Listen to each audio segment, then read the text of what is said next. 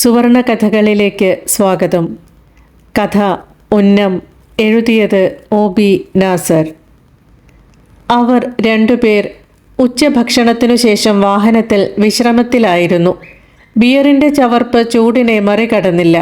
അന്തരീക്ഷം വിങ്ങി നിന്നു. മരുഭൂമിയിലെ ചൂടുകാറ്റിൽ മണൽ മാനത്തേക്ക് പറക്കാൻ തുടങ്ങി. ഒരാൾ തോക്കെടുത്ത് ദൂരേക്ക് ഉന്നം വച്ചു.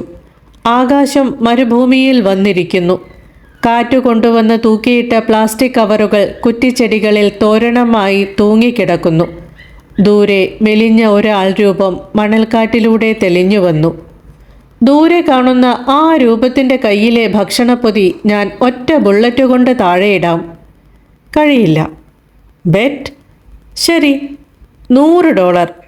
ചരിത്രത്തിൻ്റെയും സംസ്കാരത്തിൻ്റെയും പൊടിപടലങ്ങൾക്കിടയിലൂടെ വെടിയുണ്ട പാഞ്ഞുപോയി. ദൂരെ മണലിൽ ഖുബൂസിൻ്റെ കവർ ചിതറിത്തെറിച്ചു. ഖുബൂസ് ഒരു തരം റൊട്ടി. മെലിഞ്ഞ രൂപം പകച്ചുപോയി.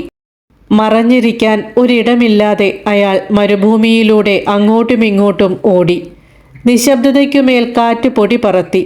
കുറച്ചുനേരം മണലിൽ പതുങ്ങിക്കിടന്ന അയാൾ തിരിച്ചോടാൻ തുടങ്ങി. ആ മെലിഞ്ഞുണങ്ങിയവൻ്റെ വിടർന്ന ഡിഷ് പോലുള്ള ചെവിയിലൂടെ ഞാൻ ബുള്ളറ്റ് പായിക്കും. മറ്റേയാൾ ഉച്ചത്തിൽ ചിരിച്ചു. $500. ശരി.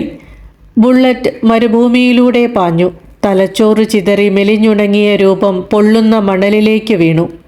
വീട്ടിൽ ഭക്ഷണത്തിനായി പടിവാതിൽക്കൽ കാത്തുനിൽക്കുന്ന കുഞ്ഞുങ്ങളെയോർത്ത് കണ്ണു നനച്ച് മെലിഞ്ഞുണങ്ങിയ രൂപം മണ്ണിലേക്ക് ചാഞ്ഞു.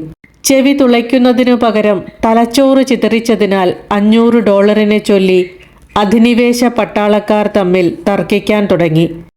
ഒരു ചാവേറിനെ വകവരുത്തിയ കഥ ഉടൻ ലോകമറിഞ്ഞു തുടങ്ങും. മറ്റൊരു കഥയുമായി വീണ്ടും കാണാം. പ്രതീക്ഷയോടെ. നന്ദി.